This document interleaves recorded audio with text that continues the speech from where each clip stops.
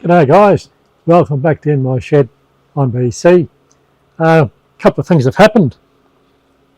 Collet set ordered a couple of days ago off Fleabay, arrived today, $29 including delivery with Aramax. There's bloody 10 collets there, I just can't believe it. And if they're as good as the last set I got for the little chuck, they'll really be a bonus. But I'm a bit surprised. It's for a 16 chuck. They go up to 10mm in size, and there's no half-mil increments in the small one. So, yeah, is it good or is it bad? We'll find out when we start to use it. At that sort of price, I can afford to buy these chucks, and sometimes you can use it as a quick change to leave a tool in each of your chucks and just whop them up into a collet. Okay, the job of work's come in, which I'll swing the camera around and show you what I'm going to do. It's some countersinks for a fellow that watches me on YouTube. There's 3 of these 3-flute countersinks, little dormer countersinks, and they are a beautiful piece of steel. You can see they've been ground with quite a bit of clearance there, so we'll just throw them up into the Astra and use the axial relief grinding attachment for those. But 2 really strange buggers. I don't know what the hell he's doing with these. It's an American idea. It's 82 degrees, not 90. That's a 4-flute, and that'll be reasonably easy. I'll do that on the wrong through. The trilling cutter grinder I use mostly for annular cutters, but I may have to grind a secondary relief. Someone's already had to go at it and done that, and that sort of decides how we'll go about it. And I have to be careful with these because they're not equal flutes. It's not something I can do with the cams on the axial relief grinder. And I think they're made by Ostra in Australia many years ago. I couldn't figure out what was wrong with the bloody cutter until I had a look at this one, and the flute spacing, bloody hell. So you can't use it with regular cams. These you have to indicate off the flute as you grind it with the indexing finger, and hope to hell you can put a good edge on it. Okay, I'll swing the camera around and give you a look at what we're doing.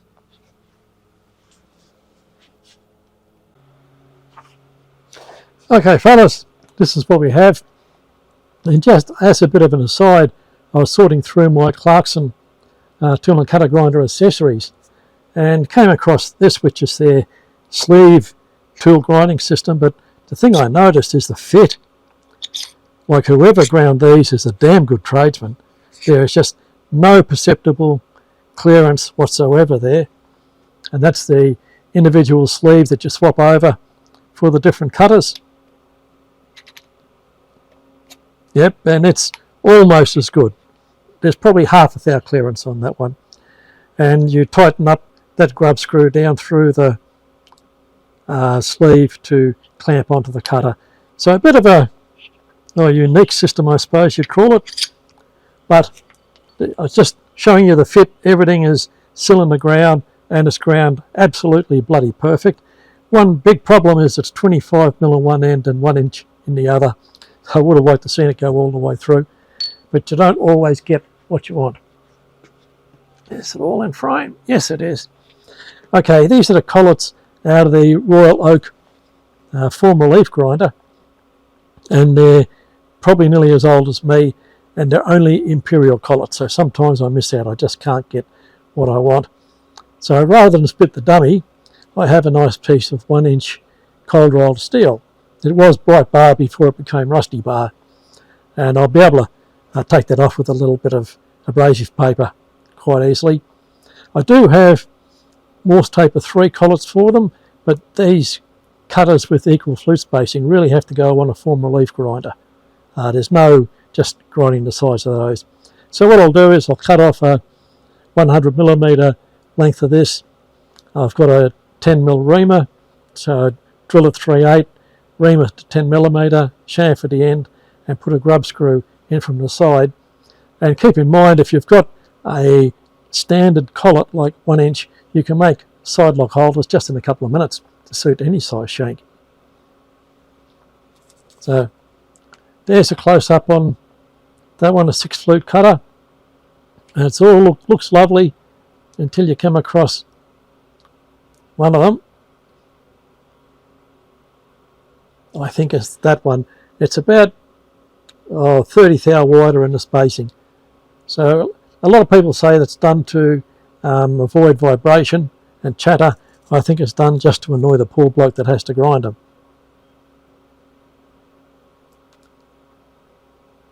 And there, that one's wider than the rest. You can really pick it up where the land is narrower than the actual body, but where that can give you a problem is if you're only putting about 5 degrees on, which is all you want on a countersink, you have to do a secondary grind to get rid of the heel of the land. So it's double the work, but it's not big work. Beautifully presented. This is one of the smart customers. You don't get many of them. The countersinks were all wrapped up individually with masking tape and then wrapped into a bundle, packed up in bubble wrap and sent in a box that it fitted quite tight. So he's a good enough toolmaker to know that you don't want cutters bouncing around and shaking the shit out of each other and getting chipped on the way here.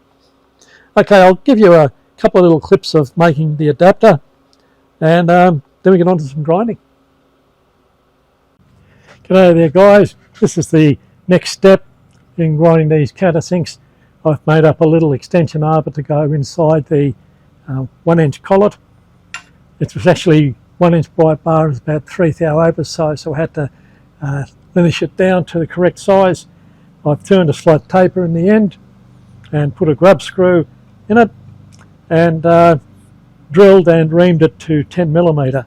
So it's now a neat little countersink holder. Not too much to show. I didn't put that on, it was just straight bit of taper turning and drilling and tapping. That's boring. But I did hit it right on the money. I was looking for a neat sliding fit so there wouldn't be any slop, and I got it. So we'll put that in the TNC attachment and see how we go with some countersinks in a little while. Sorry about the background noise, next door's mowing his lawn. Bye for now. Okay guys, welcome back again.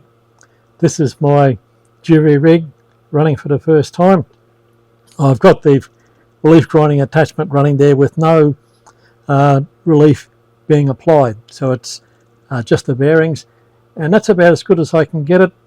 It's about 4/100ths of a millimetre, which isn't too bad. I think the reamer cut a bit oversized, there wasn't enough left by the drill, but if this is the best I can get, well, it's the best I can get. With a countersink this size, you won't really put it off-centre too much. Okay, I'll put the camera back up on the tripod and show you what the rest of the setup's like.